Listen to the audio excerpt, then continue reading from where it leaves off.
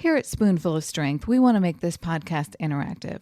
We want to hear your stories and we want you involved in our conversations. Follow Spoonful of Strength on Instagram, where we will post questions throughout the week. Your answers may be shared on our podcast.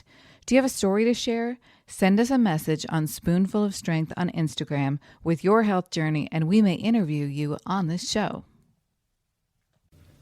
Welcome to Spoonful of Strength, a podcast for people with chronic illness and the ones who love them, where we talk all things chronic. Here's your host, Rachel and Tina. Welcome to Spoonful of Strength. This week's episode, we are going to talk about adjusting to the new normal.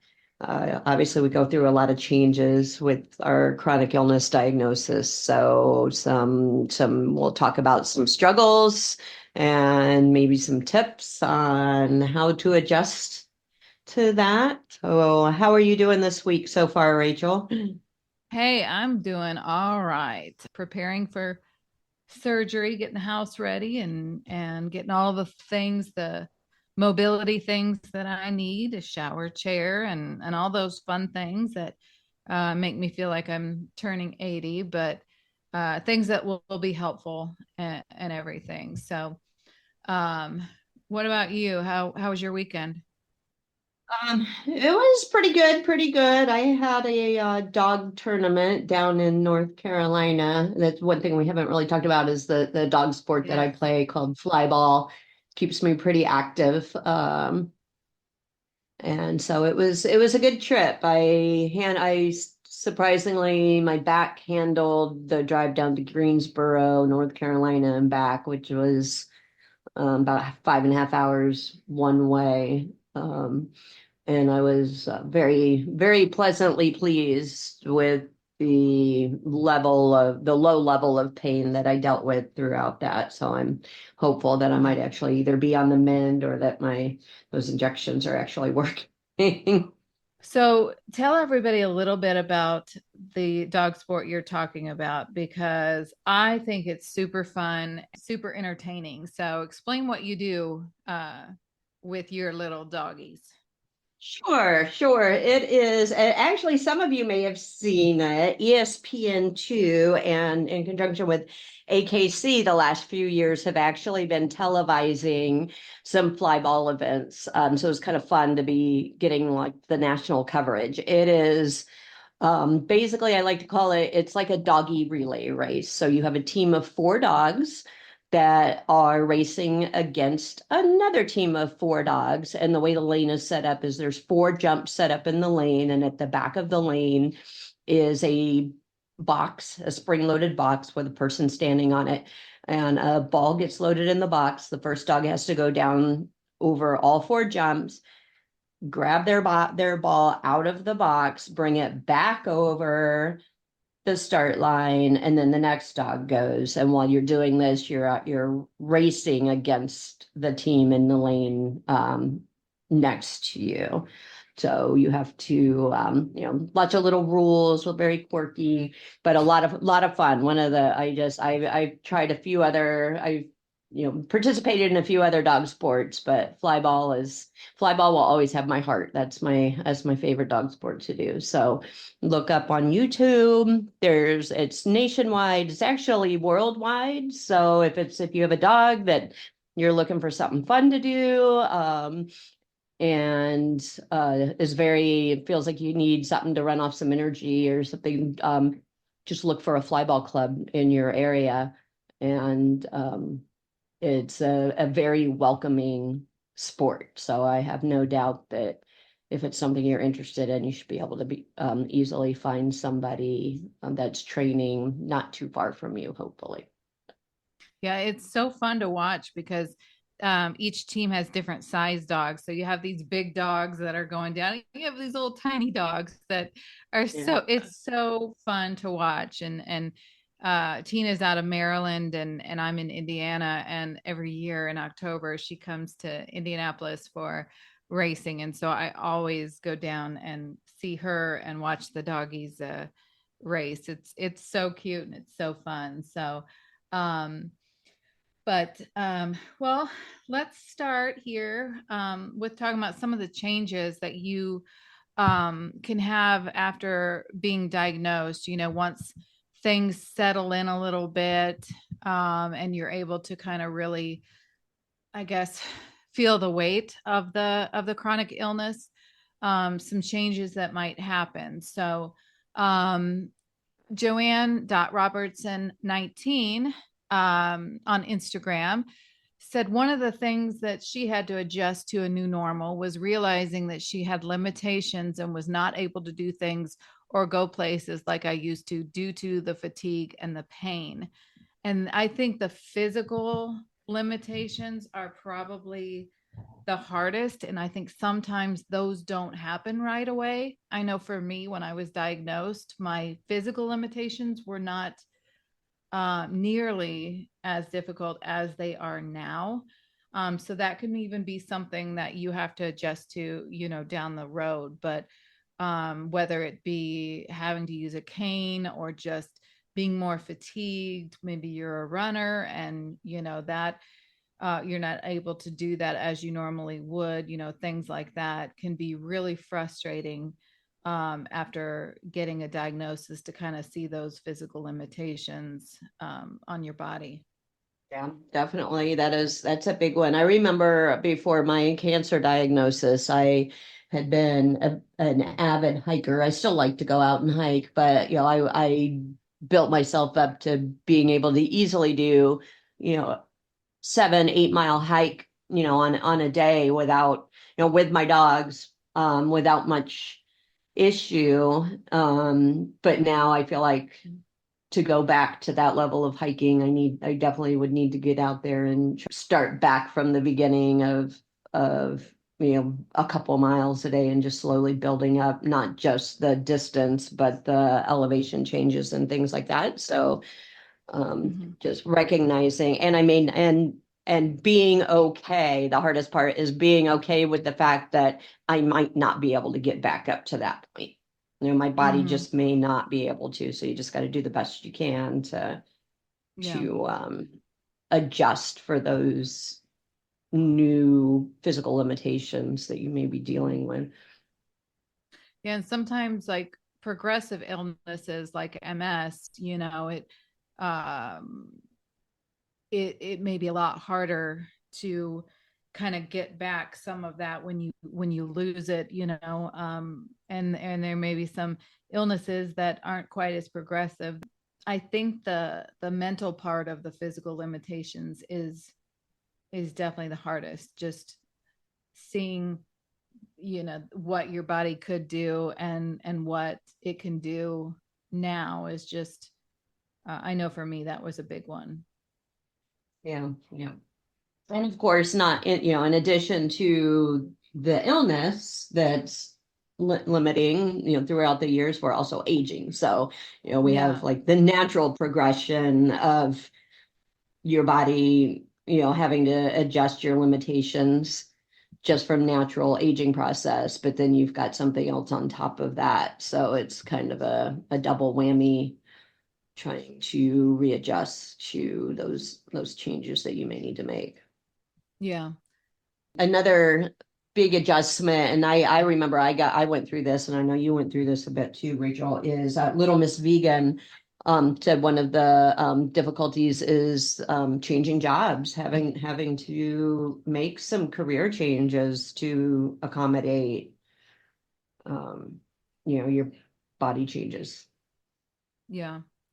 I mean, if you're having a problem with fatigue and maybe you can't stand, for long periods of time, and maybe your job requires you to stand, you may have to look for a job that can accept those limitations and still be able to work. I know in my case, I had to quit my career because my career was way over the top as far as the amount of hours and the driving and all of that was just not safe when you're dealing with uh, you know fatigue, especially in the legs, and numbness. To be, my doctors were not comfortable with me driving long distances while experiencing some symptoms.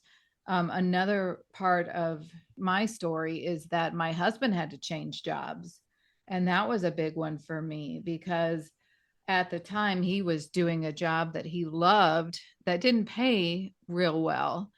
Um, and so me having to quit my job actually made him have to change jobs to get a job that provided a little bit more income for us to supplement the loss of income that we were experiencing. And that one was a really hard one, is to have somebody else give up something they love, because of your illness. That was a tough one for me. Mhm. I could see that being, it's one thing when you feel like it's impacting your life, but when you realize it's impacting so many other people's lives as well. Yeah. A lot of guilt to me. Yeah, yeah. I know you left your job for your cancer treatment and then you went back. You recently have left that job. Was that for chronic illness purpose or was that for a different reason? Right. So the job I originally was working with my initial diagnosis in 2018, I had taken off, and I remember in a previous episode I had mentioned, it was because going through chemo and having so many issues with my white blood cell counts and everything, I was going to be exposed to just way too many kids. It was coming straight into summer camp season, and I was the camp director where I was at, and so I took the time off and then went back about 6 months later, and even that was just part-time because of the fatigue that I was dealing with from, the surgery and the treatments and things. And then I actually, in 2020, when I had that reoccurrence, is when I left that specific position at the end of that summer. I just realized it was just too stressful of a position and that I needed to focus on, I guess I realized I wasn't quite ready to go back to that level of stress and the amount of the 40, well, actually it was probably really closer to 50 plus hours a week when I was doing that. So I left that in 2020, and it was just last year, about this time last year, that I accepted a position with a new company, but I did end up leaving that in April, because that was more of a couple days a week of physical jobs. And when I started having the issues with my back, I just couldn't be out there on my feet for 5 to 6 hours a day. So now I'm kind of in a holding pattern of trying to figure out at 55 years old what I want to what do I want to be when I grow up. It's like, what can I do to accommodate? It's a tough thing because, I definitely struggle with cognitive issues. So it's like I have such a strong accounting, payroll, human resource background. It's like, do I have the cognitive function still to be able to focus on a 40-hour-a-week job doing that? Or, I'm Yeah. kind of struggling with another new normal. Yeah. Well, and you make a good point in that sometimes right at diagnosis, you may not have a lot of changes. I was diagnosed in 2015. Everything happened so gradual that it really wasn't until probably the last 2 years where it really, really affected me, the mobility and the cognitive and all of that. And you brought up a good point of like that mindset of what does this look like 5 years from now? What can I do?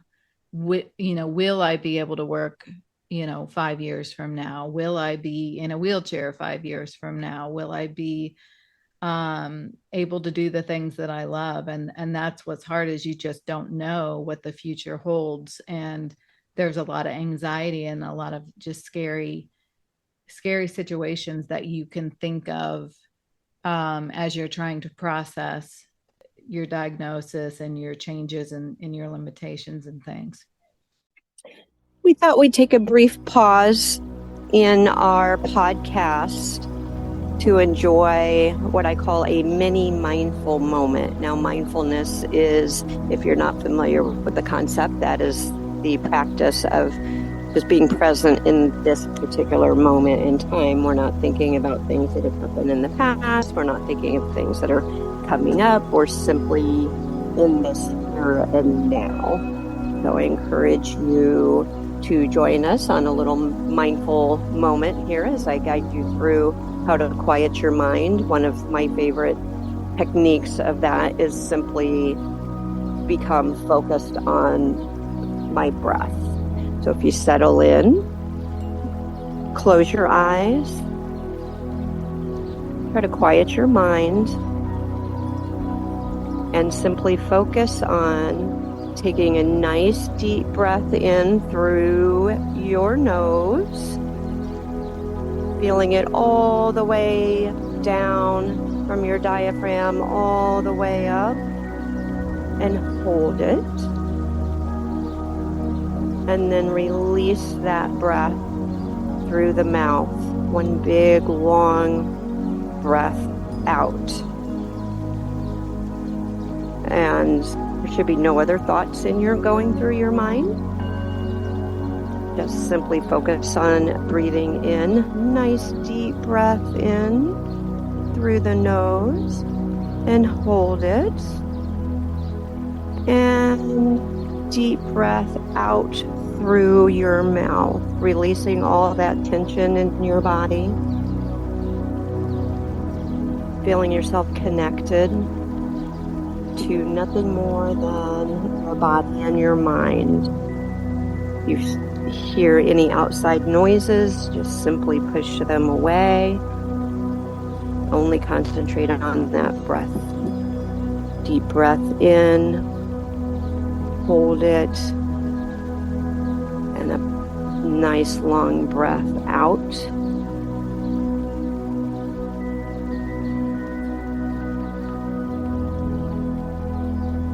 And if you find your mind starting to wander, just bring it back to focusing on nothing more than the process of those deep breath in all the way through the very bottom of your pit of your stomach, all the way up into your lungs. Nice and deep breath, and hold it. And a nice deep breath out.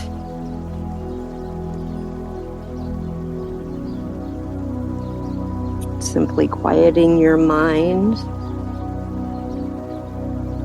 and focusing only on those nice deep breaths in and a long breath out. And then take just a couple seconds, a few more breaths on your own. I won't guide you through these. If you find your mind starting to wander, just bring it right back to just focusing on the breath and nothing more. Give you a couple seconds to do a few deep breaths.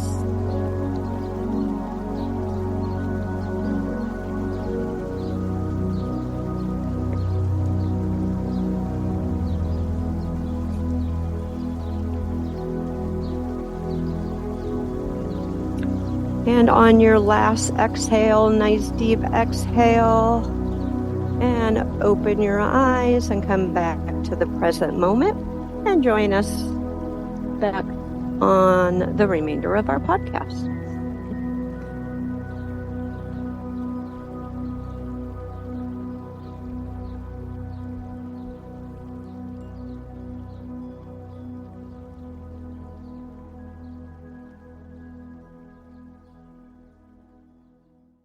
Yeah. Well, I know when you step back from your career, you turn to crafting, making the beautiful, beautiful wreaths, gorgeous porch signs, wooden signs, and you were doing quite well. And then I know you somewhat recently, about a year ago or so, had to take a step back from that as it's progressed. So I'm sure that was not just physically hard. I'm sure that was a very mentally hard decision to make.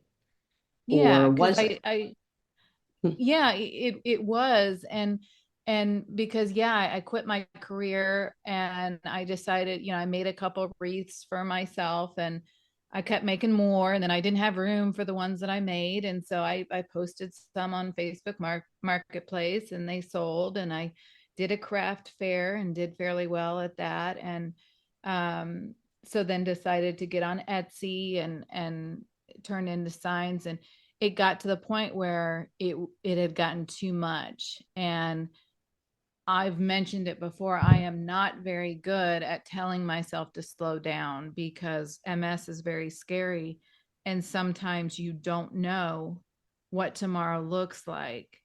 I could wake up in the morning and I could have no vision in one of my eyes. I could wake up in the morning and not be able to walk. I mean, so it was this sense of I have these orders, I have to get them done now, and I was pushing my body too hard. And so I got through a Christmas that was just absolutely bananas of how busy I was, and I just said I cannot.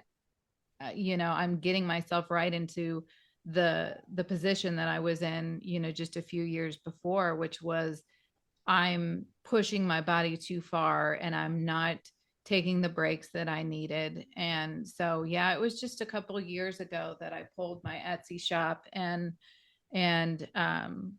decided to focus a little bit more on myself. And it was hard because I really enjoyed doing it, but it was the right decision.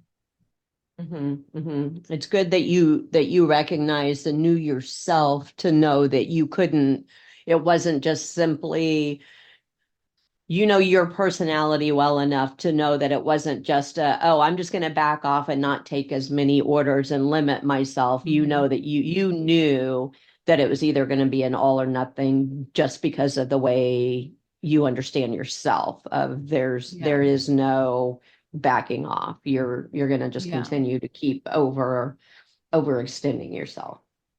Yeah, it was like I knew I couldn't say no, and I needed, and don't give me too much credit because I probably stopped, you know, a lot later than I should have, but yeah, it was a hard decision, And it's um also tough when you're doing something that you're like, oh, I'm making really good money. I'm getting all of these orders. I'm able to help support the family again.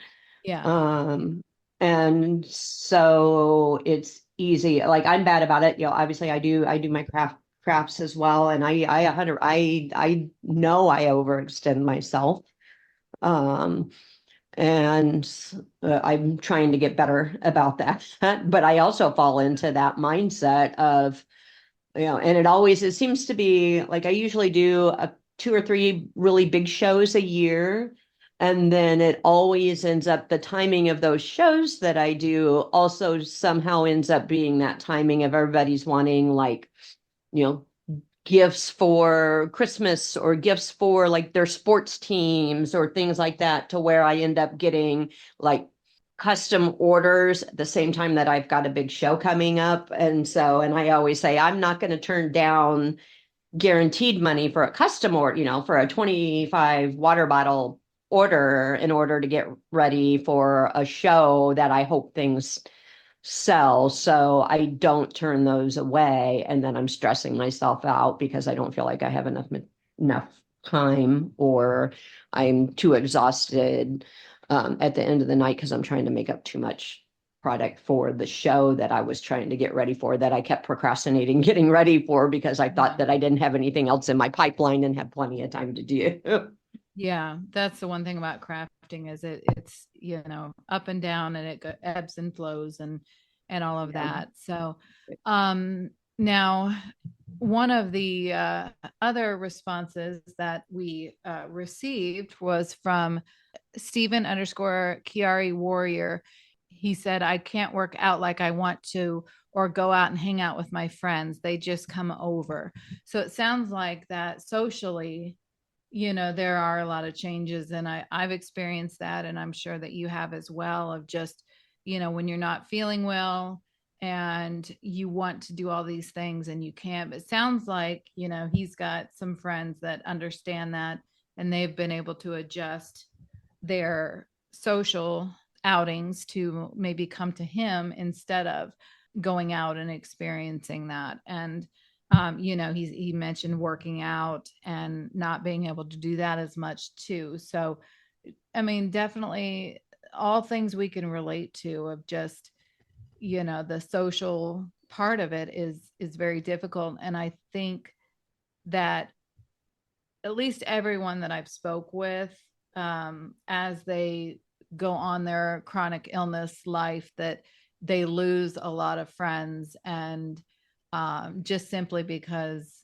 they're not there as much. And people don't understand, sometimes when you have to decline going out or things like that because of your illness, you tend to lose some friends or family, just because they don't understand. Yeah, yeah, it can be tough, especially if you were a very social person. Mhm. Before that. I know I would go out a lot, and it would be tough. Initially, it was tough for me, especially when I was going through my chemo treatments, and I knew that it simply wasn't safe for me to go out and about Mhm. because Yeah. I was at such a high risk. My those white blood cells were just tanking. I wasn't even going to the groceries. Like, though, I think for months the only thing I was doing was going to my doctor's appointments, and that was pretty much it. And it's hard because then you start feeling like mentally, because you feel like you're just missing out on everything. Everybody else is still living their life, their normal life, and you're sitting there going, well, I've had to change mine. So Yeah. that can be tough. Although, one thing that might help, I'm sitting here thinking back in like 2020, during COVID, when everything was shut down. This was our mode of communication. Like, Zoom was Mm. so popular. Well, like, even, going back to our, like, flyball, we practiced flyball class every Friday night. Well, obviously we weren't doing flyball practice on Friday nights, but we all still needed that connection. So we would be, we would do like Zoom trivia Friday nights instead. Yeah. Just because, well, like, our team might be a little codependent on each other. We're like, we still need our team time. So we would do, like, Zoom calls on Friday nights instead. So, Yeah. there are still other ways that may not be the same, but there's ways to adjust to maybe still feel included a little Yeah. more. I feel like people don't use Zoom, and once we got out of the pandemic, it was like, that wasn't an option. Everybody's going out and getting back out and doing all that.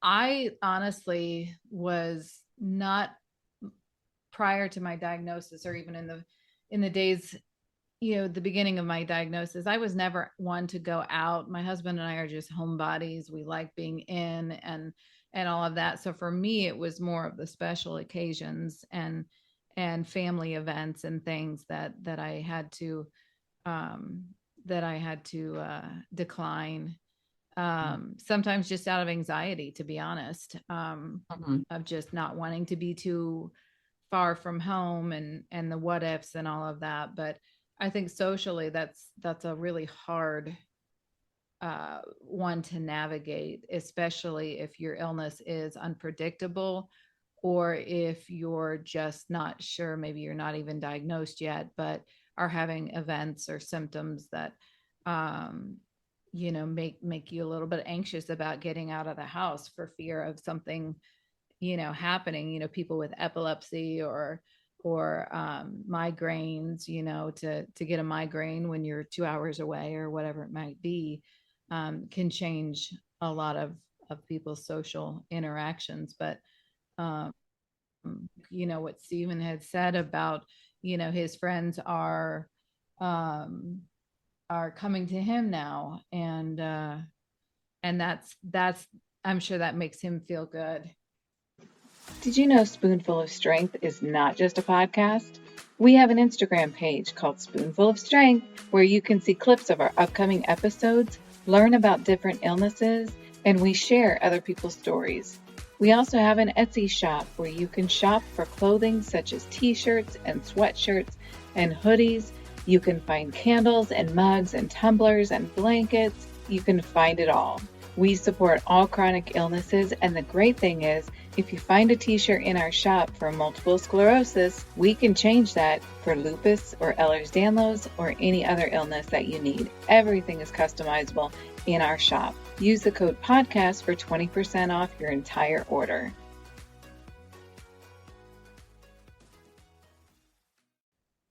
Another Instagram follower, the Runcible Spoonie, mentioned reviewing their self-image and challenging their preconceived notions. Yeah. So I think that goes more toward, like emotional changes of how you view yourself.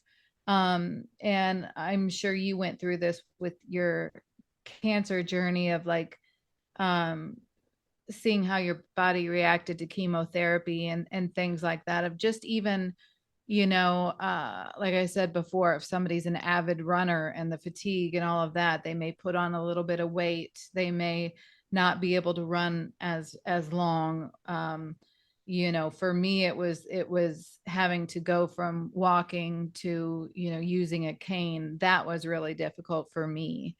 And I've been using a cane for 5 years now. So what were some of the emotional changes and how you viewed yourself when you went through your diagnosis and treatment?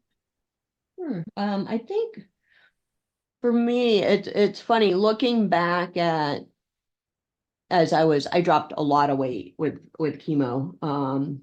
I think I dropped back down to like even lower than my high school, the weight I was at in high school. I dropped significant amount of weight. Yeah.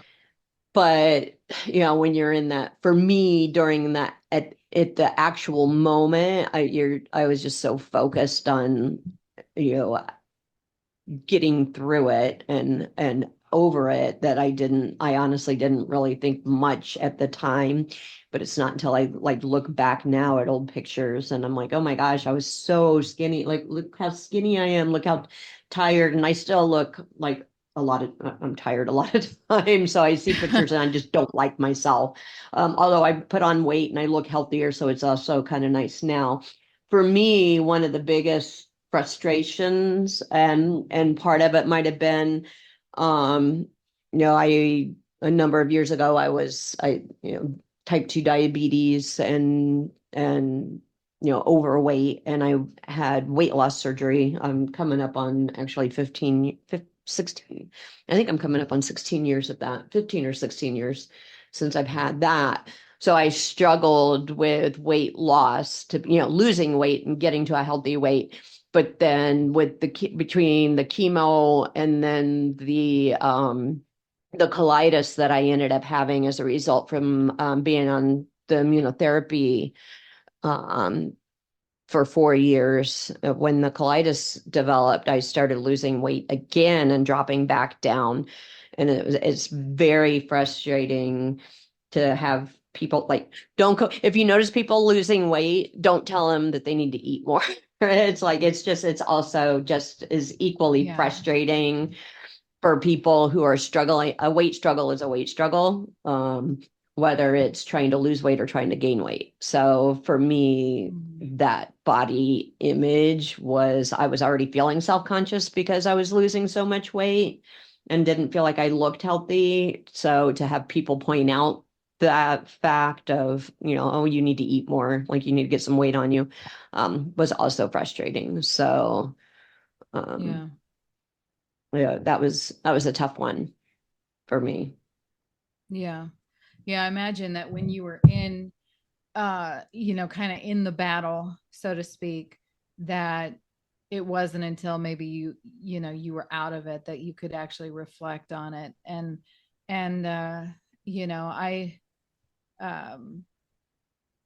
I don't know. I mean, I went through a point where I lost a lot of weight and looked unhealthy, and now I'm the opposite end where I need to lose weight and I'm not as mobile as I should be, or that I can be, I should say. And so then the weight's packing on a little bit more than I like. So weight is definitely, I think, something that you can struggle with chronic illness. I struggled a lot in therapy with realizing that the person I was probably never going to come back. You know, the person who was a huge multitasker and was fixing everything and working 70 hours a week and all of these things that I put so much weight on of who I was is never coming back.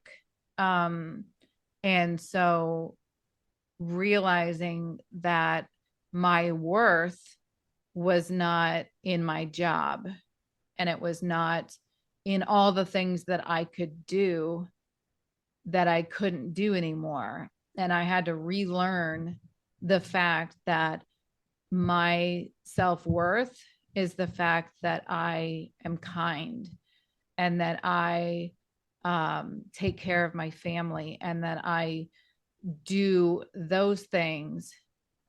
And that's what gives me self-worth, to look in the mirror and say, I am worth it. I'm enough. And all of the mantras that you hear out there. And it took a couple years to realize that that job was not making me an important person or a successful person, that I can be just as successful today by treating my family and people and strangers around me with kindness and love. And that is just as important, if not more important, than a job. Oh yeah, yep, definitely. I agree with that. It's your self-worth, who you are as a person is not tied to what you look like or what you do for a living. It is who you are on a soul level. Mm-hmm. And Yeah. and sometimes you have to go, part of that journey, and that may be a topic on a future podcast actually, is meeting yourself on a soul level, and embracing who that person is a really big factor I feel is a big factor in your healing journey. And healing not necessarily meaning you're going to heal from the illness that you live with. Healing is in the context of I guess healing emotionally and on a soul level, of a level of reaching a point of self-love and Mm-hmm. discovering your self-worth, And accepting yourself as who you are. who you are. I think is a big part of it. And the other part of what the Runcible Spoonie said was the preconceived notions of what somebody with XYZ illness looks like. And I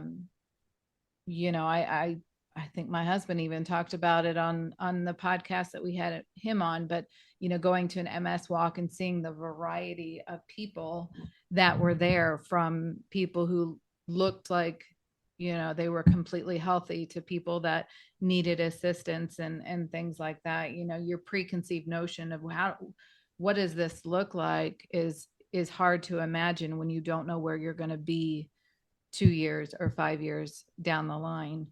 Right. Yeah. I mean, honestly, the thing with any chronic illness is there truly is no preconceived notion. I think we all have preconceived notions, but there truly is not a preconceived. It's different for everybody.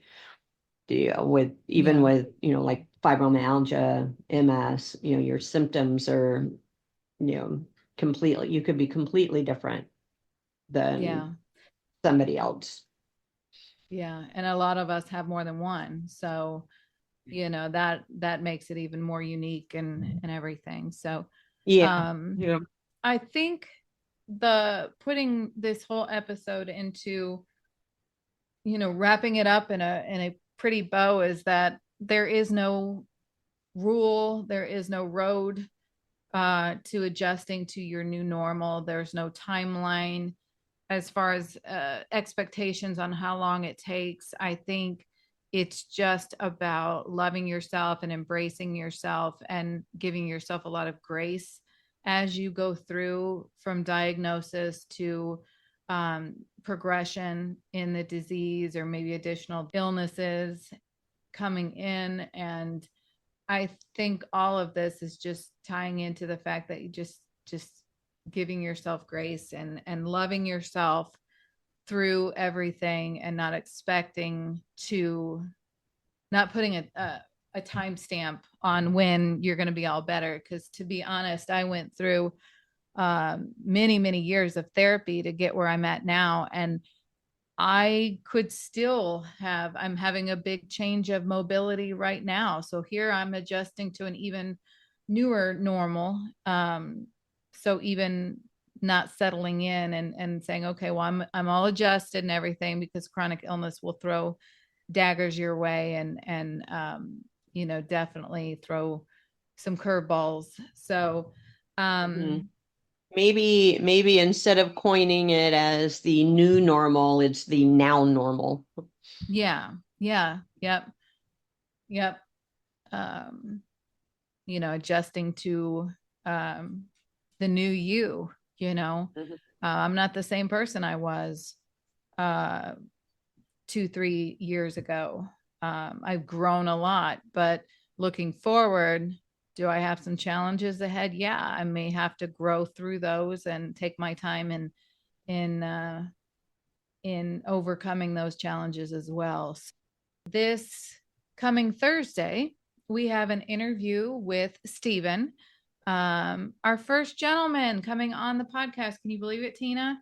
We've had all these strong women, and now we've got Stephen coming in. I'm really excited for you all to hear his episode as he talks about his Chiari malformation and the mental toll that has taken. So it can tie in a little bit with what we're talking about today, and just all the mental things that can come with the diagnosis. So that will be coming on Thursday.